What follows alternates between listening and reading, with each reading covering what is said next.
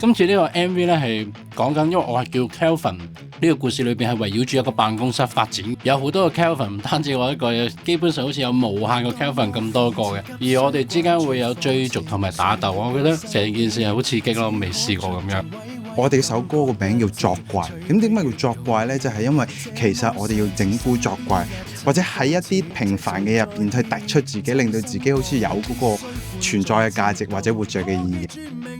今次咧就講一啲我哋自我反省嘅嘢，即係話譬如我一個衰人，咁啊諗下，咦，其實我應該係點樣去改進自己，由一個衰人變咗個好人。咁第一次有咁大嘅場面去有埋動作指導啊，配合唔同嘅畫面啊。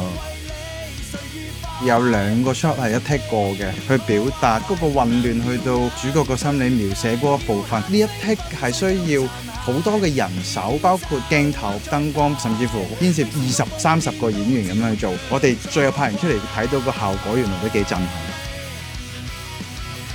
成件事我覺得好開心嘅，即係無論導演啊、編劇啊、所有嘅